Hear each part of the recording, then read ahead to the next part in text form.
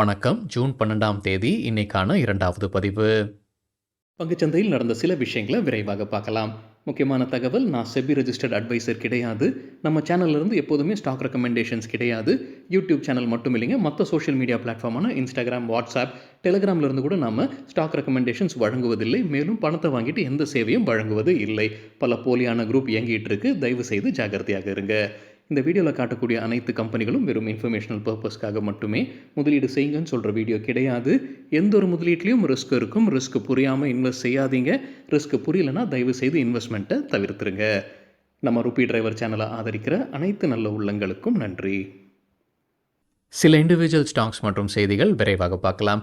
நிஃப்டியோடைய value இந்த calendar year முடிவில் 25,000 முதல் 27,000 ரூபாய் வரைக்கும் இருப்பதற்கான வாய்ப்புகள் இருக்குன்னு மணி கண்ட்ரோலில் சொல்லியிருக்கிறாங்க.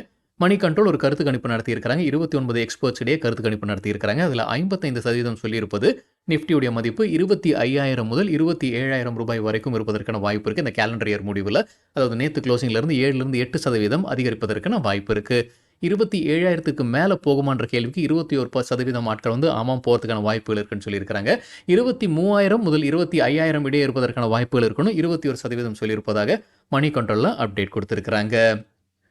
மத்திய அரசு 2029 லோக்சபா எலெக்ஷனில் பெண்களுக்கான இடஒதுக்கீடு கொண்டு வர இருப்பதாக சொல்லியிருக்கிறாங்க. 33% இடஒதுக்கீடு வரப்போகிற லோக்சபா எலெக்ஷனில் இருக்கும்னு சொல்லியிருக்கிறாங்க. மணி கண்ட்ரோல்லேருந்து கிடைத்த தகவல். இஸ்ரேல் மற்றும் ஈரான் இடையே பதற்ற சூழ்நிலை அதிகரிக்குதுன்னு மணி கண்ட்ரோல் மற்றும் எக்கனாமிக் டைம்ஸில் சொல்லியிருக்கிறாங்க. அமெரிக்கா அவங்களுடைய பணியாட்களை திரும்ப பெறுறாங்க. செக்யூரிட்டி ரிஸ்க் அந்த ரீஜனில் இருப்பதாக அமெரிக்கா கருதுறாங்க. தகவல் நமக்கு கிடைத்தது மணி கண்ட்ரோல் மற்றும் எக்கனாமிக் டைம்ஸில் இருந்து. பஜாஜ் ஃபினான்ஸில் இன்றைக்கி பிளாக் டீல் நடந்திருப்பதாக பிஸ்னஸ் டுடேல அப்டேட் கொடுத்துருக்காங்க. 1,75,000 ஈக்விட்டி ஷேர்ஸ் கைமாறி இருக்கு. ஒரு ஷேரோட விலை 9,519 ரூபாய்னு ஒட்டு மொத்தமாக 166.58 கோடி ரூபாய்க்கான ஷேர்ஸ் கைமாறி இருப்பதாக சொல்லியிருக்கிறாங்க பிஸ்னஸ் டுடேல. அதானி என்டர்பிரைசஸ் குறித்து மணி கண்ட்ரோல்லேருந்து கிடைத்த ஒரு தகவல். அதானி என்டர்பிரைசஸ் உடைய மற்றொரு நிறுவனம் தான் அதானி ஏர்போர்ட் ஹோல்டிங்ஸ். என்னுடைய புரிதல், அதானி ஏர்போர்ட் ஹோல்டிங்ஸ் உடைய லிஸ்டிங் மார்ச் 2027 இருக்கும்னு மணி கண்ட்ரோலில் சொல்லியிருக்கிறாங்க. இப்போ 8 இந்தியன் ஏர்போர்ட்ஸை நடத்துகிறாங்க இந்த அதானி ஏர்போர்ட் ஹோல்டிங்ஸ். புதிதாக மும்பையில் ஒரு டெர்மினலும் திறக்க இருக்கிறாங்கன்னு மணி கண்ட்ரோலில் சொல்லியிருக்கிறாங்க. எக்கனாமிக் டைம்ஸ்லேருந்து கிடைத்த மற்றொரு தகவல் என்னன்னா, வெளிநாட்டு முதலீடுகள் இந்த ஏர்போர்ட் பிஸ்னஸில் வருவதற்கான வாய்ப்புகள் இருக்குன்னு சாகர் அதானி தெரிவிச்சிருக்கிறாரு. கௌதம் அதானியுடைய நெவ்யூ இருக்கிறாரு சாகர் அதானி. அவர் சொல்லியிருப்பது ஆஸ்திரேலியா, மிடில் ஈஸ்ட் மற்றும் யூஎஸ்ஏல இருந்து ஆர்வம் காட்டுறாங்க இந்த ஏர்போர்ட் பிஸ்னஸில் முதலீடு செய்வதற்காக. அதானி குரூப்புடைய கேபிட்டல் எக்ஸ்பெண்டிச்சர் பிளான் குறித்து என்டிடிவி ப்ராஃபிட்டில் சொல்லியிருக்கிறாங்க. அடுத்த 6 ஆண்டில் $100 பில்லியன் அவங்க முதலீடு செய்வதற்கான வாய்ப்பு இருக்குது. 3 செக்டர்ஸ் சொல்லியிருக்கிறாங்க. எனர்ஜி, கன்ஸ்ட்ரக்ஷன் மற்றும் மைனிங்கில் அவங்க முதலீடு செய்வதற்கான வாய்ப்புகள் இருக்குது. அப்படி அவங்க செஞ்சாங்கன்னா இந்தியாவில் இதுவரைக்கும் தனியார் நிறுவனங்கள் எதுவுமே இந்த அளவுக்கு கேபிட்டல் எக்ஸ்பெண்டிச்சர் பண்ணதில்லை. ஸோ அது ஒரு புது சாதனையாக இருப்பதற்கான வாய்ப்பு இருக்குது. அனைத்துமே க்ரீன் ஃபீல்டுன்னு சொல்லியிருக்கிறாங்க. அதாவது அக்விசிஷனோ வேறொரு கம்பெனியை டேக் ஓவர் பண்ணுறதோ இந்த இதில் கணக்கில் வராது. எல்லாமே க்ரீன் ஃபீல்டு, புதிதாக ஸ்க்ராட்ச்லேருந்து அவங்க துவங்க இருப்பதாக சொல்லியிருக்கிறாங்க. எந்தெந்த செக்டரில் எவ்வளவுன்ற ஸ்பிளிட்டப்பும் என்டிடிவி ப்ராஃபிட்டில் கொடுத்துருக்காங்க. எனர்ஜி பிஸ்னஸில் 83லிருந்து 85% கேபிட்டல் எக்ஸ்பெண்டிச்சர் வருவதற்கான வாய்ப்புகள் இருக்குது. 10% கன்ஸ்ட்ரக்ஷன் பிஸ்னஸ்க்கும் 6லிருந்து 7% மெட்டல் பிஸ்னஸ்க்கும் வருவதற்கான வாய்ப்புகள் இருக்குன்னு சொல்லியிருக்கிறாங்க என்டிடிவி ப்ராஃபிட்டில். அதானி குரூப் அவங்களுடைய ப்ரொமோட்டர் ஸ்டேக்கை குறைப்பதற்கான வாய்ப்புகள் இருக்குது அவங்களுடைய அதானி ஸ்டாக்ஸில். என்டிடிவி ப்ராஃபிட்லேருந்து கிடைத்த ஒரு தகவல். இப்போ சராசரி அவங்க 69% ஸ்டேக் வைத்திருக்கிறாங்க அவங்களுடைய போர்ட்ஃபோலியோவில். அது 60லிருந்து 65% அவங்க குறைப்பதற்கான வாய்ப்பு இருக்குது அடுத்த 5லிருந்து 6 ஆண்டுலன்னு என்டிடிவி ப்ராஃபிட்டில் அப்டேட் கொடுத்துருக்குறாங்க. இந்துஸ்தான் காப்பர் குறித்து மணி கண்ட்ரோல்லேருந்து கிடைத்த ஒரு தகவல். கம்பெனி அடுத்த 5லிருந்து 6 ஆண்டிற்கான கேபிட்டல் எக்ஸ்பெண்டிச்சர் பிளானை அறிவிச்சிருக்கிறாங்க. 2,000 கோடி ரூபாய் கேபிட்டல் எக்ஸ்பெண்டிச்சர் அவங்க முதலீடு செய்வதற்கான வாய்ப்புகள் இருக்குது. குறிப்பாக அவங்க சொல்லியிருப்பது அவங்களுடைய மைன் கெப்பாசிட்டி எக்ஸ்பேன்ஷன் கிட்டத்தட்ட 3 மடங்கு அவங்களுடைய மைன் கெப்பாசிட்டி எக்ஸ்பேன்ஷன் பண்ணுவதற்கான வாய்ப்பு இருக்குது. இப்போ 4.35 MTPAவாக இருக்குது. அது 12.2 MTPAவாக உயர்த்துவதற்கான வாய்ப்பு இருக்குது நிதியாண்டு 2031க்குள்ளார. தகவல் கிடைத்தது மணி கண்ட்ரோல்லேருந்து. ஹிந்துஸ்தான் ஜிங்க்குக்கு சிட்டி செல் ரேட்டிங் கொடுத்துருக்காங்க. எதிர்பார்க்குற டார்கெட் 400. நேற்று க்ளோசிங்லேருந்து ஒப்பிடும்போது 25% மேலும் கீழே போகிறதுக்கான வாய்ப்பு இருக்குன்னு கருதுறாங்க Citi. CE info systems mapmyindia.com வெப்சைட்டை வைத்திருக்கக்கூடிய நிறுவனம். மணி கண்ட்ரோல்லேருந்து கிடைத்த தகவல். பிளாக் டீல் நடந்திருக்கு சிஇ இன்ஃபோ சிஸ்டம்ஸில். 28.6 லட்சம் ஈக்விட்டி ஷேர்ஸ், அதாவது 5.3% ஈக்விட்டி ஷேர்ஸ் கைமாறி இருக்குது. ஒரு ஷேரோட விலை $1,813.70. ஃபோன்பே விற்பனை செய்திருப்பதற்கான வாய்ப்பு இருக்குன்னு சொல்லியிருக்கிறாங்க சிஇ இன்ஃபோ சிஸ்டம்ஸில். மார்ச் மாத இறுதியில் சிஇ இன்ஃபோ சிஸ்டம்ஸில் ஃபோன்பே பிரைவேட் லிமிடெட் 18.7% ஸ்டேக் வைத்திருந்திருக்கிறாங்க. அவங்க இந்த 5% ஸ்டேக்கை விற்பனை செய்திருப்பதற்கான வாய்ப்பு இருக்குன்னு அதே மணி கண்ட்ரோலில் அப்டேட் கொடுத்துருக்குறாங்க. ஏஷியன் பெயிண்ட்ஸில் இன்றைக்கி பிளாக் டீல் நடந்தது. மணி கண்ட்ரோல்லேருந்து கிடைத்த தகவல் 7,700 கோடி ரூபாய்க்கான ஷேர்ஸ் கைமாறி இருக்கு. 3.5 கோடி ஈக்விட்டி ஷேர்ஸ், அதாவது 3.6% ஈக்விட்டி ஷேர்ஸ் கைமாறி இருக்கு.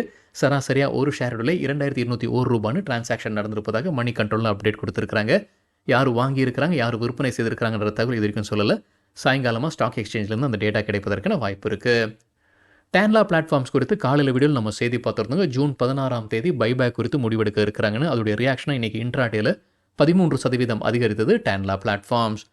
ஏஞ்சல் ஒன் குறித்து மணி கண்ட்ரோல்லேருந்து கிடைத்த ஒரு தகவல், கம்பெனியுடைய chief sales and revenue officer திரு கேத்தன் ஷா ராஜினாமா செய்திருக்கிறாரு. டாடா கம்யூனிகேஷன்ஸ்க்கு சிஎல்எஸ்ஏ தொடர்ந்து அவுட் பர்ஃபார்ம் ரேட்டிங் கொடுத்துருக்காங்க. எதிர்பார்க்குற டார்கெட் 2100. நேற்று க்ளோசிங்கில் இருந்து ஒப்பிடும்போது 21% அதிகரிப்பதற்கான வாய்ப்பு இருக்குது. இன்றைக்கி பேடிஎம் இன்ட்ராடேல 10% வீழ்ச்சியை பார்த்துருக்கு. மணி கண்ட்ரோல் அதற்கு ஒரு காரணம் சொல்லியிருக்கிறாங்க. முன்ன ஒரு செய்தி இருந்துகிட்டு இருந்தது, மத்திய அரசு இந்த எம்டிஆரை கொண்டு வர இருக்கிறாங்க, மர்ச்சன்ட் டிஸ்கவுண்ட் ரேட் அவங்க கொண்டு வர இருக்கிறாங்கன்ற மாதிரி ஒரு செய்தி இருந்தது. அதனால் பேடிஎம்முடைய ஷேர்ஸ் மேலே போனது. இப்போ மத்திய அரசு விளக்கம் கொடுத்துருக்காங்க, ஃபினான்ஸ் மினிஸ்ட்ரி விளக்கம் கொடுத்துருக்காங்க. அது எல்லாமே தவறான செய்தி, அந்த மாதிரி எந்த எண்ணமும் அரசுக்கு இல்லைன்னு விளக்கம் கொடுத்துருக்காங்க. அதோடைய ரியாக்ஷன் இன்றைக்கி பேடிஎம் 10% விழுந்திருக்குன்னு மணி கண்ட்ரோலில் அப்டேட் கொடுத்துருக்காங்க. ஐசிஐசிஐ பேங்க் குறித்து மணி கண்ட்ரோல்லேருந்து கிடைத்த ஒரு தகவல், அவங்க 18.8% stake NIIT institute of finance banking and insurance ட்ரெயினில் வைத்திருந்திருக்கிறாங்க. அனைத்தையும் விற்பனை செய்திருக்கிறாங்க. யார் வாங்கியிருக்கிறாங்க? என்ஐஐடி. 6.11 கோடி ரூபாய்க்கு இந்த டிரான்சாக்ஷன் நடந்திருப்பதாக மணி கண்ட்ரோலில் தகவல் கொடுத்துருக்காங்க. ஹனிவெல் ஆட்டோமேஷன் குறித்து மணி கண்ட்ரோல்லேருந்து கிடைத்த ஒரு தகவல், எஸ்பிஐ ஃபண்ட்ஸ் மேனேஜ்மெண்ட் அவங்களுடைய ஸ்டேக்கை உயர்த்தி இருக்கிறாங்க. ஹனிவெல் ஆட்டோமேஷனில் 4.99%லேருந்து 5.036% உயர்த்தி இருக்கிறாங்க. ஜூன் 10ஆம் தேதி 3260 ஈக்விட்டி ஷேர்ஸை வாங்கியிருக்கிறாங்க. பிரிட்டானியாவுக்கு சிட்டி பை ரேட்டிங் கொடுத்துருக்காங்க. எதிர்பார்க்குற டார்கெட் 5645. ஹெச்சிஎல் டெக்னாலஜிஸ்க்கு சிட்டி தொடர்ந்து நியூட்ரல் ரேட்டிங் கொடுத்துருக்காங்க. எதிர்பார்க்குற டார்கெட் 1510 ரூபாய். இந்தியன் எனர்ஜி எக்ஸ்சேஞ்ச் குறித்தான ஒரு update, Dalmia cement Bharat limited ஷேர்ஸை விற்பனை செய்திருக்கிறாங்க. ஜூன் 3ஆம் தேதி முதல் 10ஆம் தேதி வரைக்கும் அவங்க ஷேர்ஸை விற்பனை செய்திருக்கிறாங்க. 2.44% ஸ்டேக்கை விற்பனை செய்திருக்கிறாங்க. 13.25% ஸ்டேக் வைத்திருந்தாங்க. இந்த டிரான்சாக்ஷனுக்கு பிறகு அது 10.81% குறைஞ்சிருக்கு. சக்தி பம்ப்ஸ்க்கு ஒரு ஆர்டர் கிடைக்குது. மகாராஷ்டிரா எனர்ஜி டிபார்ட்மெண்ட் ஏஜென்சி கிட்ட இருந்து 114.5 கோடி ரூபாய்க்கான ஆர்டர் இது. ஹர்ஷா இன்ஜினியர்ஸ் இன்டர்நேஷனல் குறித்து மணி கண்ட்ரோல்லேருந்து கிடைத்த ஒரு தகவல், ப்ளூட்டஸ் வெல்த் மேனேஜ்மெண்ட் 25 லட்சம் ஈக்விட்டி ஷேர்ஸை விற்பனை செய்திருக்கிறாங்க. சராசரியாக 415 ரூபாய் 9 பைசான்னு அவங்க விற்பனை செய்திருக்கிறாங்க. டிஎஸ்பி மியூச்சுவல் ஃபண்ட் 13.8 லட்சம் ஈக்விட்டி ஷேர்ஸை வாங்கியிருக்கிறாங்க. சராசரியாக ஒரு ஷேர் விலை 415 ரூபாய். பாரத் எலக்ட்ரானிக்ஸ் உடைய ஷேர்ஸை நிப்பான் இந்தியா மியூச்சுவல் ஃபண்ட் விற்பனை செய்திருக்கிறாங்க. 5.13 லட்சம் ஈக்விட்டி ஷேர்ஸை விற்பனை செய்திருக்கிறாங்க. ஸ்டேக்கை குறைக்கிறாங்க. 3.16%லிருந்து 3.15% குறைச்சிருக்கிறாங்க. அத்வைத் எனர்ஜி குறித்து காலையில் வீடியோவில் நம்ம செய்தி பார்த்துருந்தோங்க. பிரபல இன்வெஸ்டர் விஜய் கேடியா ஷேர்ஸை வாங்கியிருக்கிறாரு அப்படின்னு. இன்றைக்கி அதோடைய ரியாக்ஷனாக 20% அப்பர் சர்க்கியூட்டை எட்டியது கம்பெனியுடைய ஷேர் பிரைஸ். காலையில் வீடியோ பார்க்காதவங்களுக்காக பின்னணி 1 லட்சம் ஈக்விட்டி ஷேர்ஸ் விஜய் கேடியா அத்வைத் எனர்ஜியில் வாங்கியிருக்கிறாரு. 17.25 கோடி ரூபாய் முதலீடு செய்திருக்கிறாரு. மாயில் குறித்தான ஒரு அப்டேட், ஆன்டிக் ஸ்டாக் புரோக்கிங் டார்கெட்டை உயர்த்தி இருக்கிறாங்க. அவங்க தொடர்ந்து பை ரேட்டிங் தான் கொடுத்துருக்காங்க. முன்ன சொல்லியிருந்தது 385 ரூபாய், இப்போ புது டார்கெட் பிரைஸ் 434 ரூபாய். ஹெச்டிஎஃப்சி பேங்க் குறித்து சிஎன்பிசி டிவி 8லேருந்து கிடைத்த ஒரு தகவல், கம்பெனி பதில் கொடுத்துருக்காங்க. நம்ம முன்னவே செய்தி பார்த்துருந்தோங்க. ஹெச்டிஎஃப்சி பேங்க்குக்கும் லீலாவதி ஹாஸ்பிட்டலில் நடத்தக்கூடிய லீலாவதி கீர்த்திலால் மேத்தா மெடிக்கல் ட்ரஸ்ட்டுக்கும் பிரச்சனை ஓடிக்கிட்டு இருக்குன்னு லீலாவதி அந்த ட்ரஸ்ட் தரப்புலேருந்து ஒரு ப்ரெஸ் ரிலீஸ் சொல்லி முதல்ல ஹெச்டிஎஃப்சி பேங்க் ரிலீஸ் பண்ணாங்க. இந்த மாதிரி லோன் இருக்குது அவங்களுக்கு, அவங்க அதை கட்டாமல் இருக்கிறாங்க, நாங்கள் ரிகவர் பண்ணுறதுக்கான இதில் இருக்கிறோம், அவங்க அதை தடுப்பதற்காக அவங்க இந்த மாதிரியான அலிகேஷன்ஸ் கொடுக்குறாங்கன்னு. அதுக்கப்புறம் லீலாவதி தரப்புலேருந்து ஒரு அப்டேட் கொடுத்துருந்தாங்க, அந்த மாதிரி எதுவுமே கிடையாது, நாங்கள் லோன் எடுக்கல அப்படின்னு.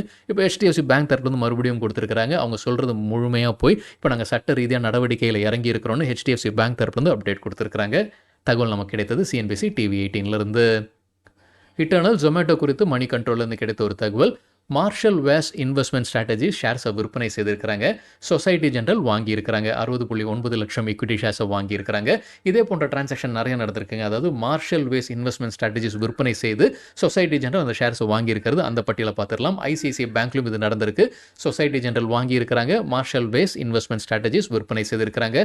மஹிந்திரா அண்ட் மஹிந்திராலையும் நடந்திருக்கு. ஷாஃப்லர் இந்தியாவிலும் நடந்திருக்கு. ஊனோ மிண்டாலும் இது நடந்திருக்கு. அதாவது சொசைட்டி ஜெனரல் வாங்கியிருக்கிறாங்க. மார்ஷல் வேஸ் இன்வெஸ்ட்மெண்ட் ஸ்ட்ராட்டஜிஸ் விற்பனை செய்திருக்கிறாங்க. ஜிடிஎல் இன்ஃப்ராஸ்ட்ரக்சர் தொடர்ந்து 2வது நாள் இன்னைக்கு அதிகரிக்குதுங்க. நம்ம நேர் ஒருத்தர் இத சுட்டிக்காட்டியிருந்தார். பென்னி ஸ்டாக்ன்னு நெனைக்கிறேன். நல்லா நேத்தும் பெர்ஃபார்ம் பண்ணியிருந்தது. என்ன காரணம்ன்றது எனக்கு தெரியல. இன்னைக்கு மறுபடியும் பார்க்கும்போது அது அதிகரிச்சிருந்தது. மணி கண்ட்ரோலும் அந்த அப்டேட் குடுத்திருக்காங்க. 5 மாத ஹையஸ்ட் லெவல்ல ஜிடிஎல் இன்ஃப்ராஸ்ட்ரக்சர் இப்ப இருப்பதாக சொல்லியிருக்கிறாங்க மணி கண்ட்ரோல்ல. என்ன காரணம்ன்றது எனக்கு சரியா தெரியல. உங்களுக்கு யாருக்காவது இந்த காரணம் தெரிஞ்சதுன்னா தயவுசெய்து பதிவு பண்ணுங்க. பிரைட்காம் குரூப் லிமிடெட் குறித்து மணி கண்ட்ரோல்லேருந்து கிடைத்த ஒரு தகவல். அவங்களுடைய 3 ஊழியர்கள் இப்போதைக்கு செபியுடன் ஒரு பிரச்சனையை சுமூகமா முடிவுக்கு கொண்டு வந்திருக்கிறாங்க. எப்படி கொண்டு வந்திருக்காங்கன்னா, அந்த குற்றத்தை ஏற்கவும் இல்ல, மறுக்கவும் இல்லன்னு சொல்லி அந்த பணத்த கட்டி அவங்க அந்த செட்டில்மென்ட்க்கு வந்திருக்கிறாங்க. யார் அந்த 3 ஊழியர்கள்? டாக்டர் ஜெயலட்சுமி குமாரி, அவங்களுடைய முன்னாள் ஆடிட் கமிட்டியில இருந்தவங்க.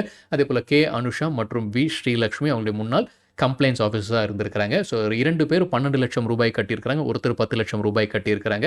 அந்த அந்த குற்றத்தை ஏற்கவும் இல்ல, மறுக்கவும் இல்லாம அத கட்டி அந்த முடிவுக்கு கொண்டு வந்திருப்பதாக மணி கண்ட்ரோல்ல அப்டேட் குடுத்திருக்கிறாங்க.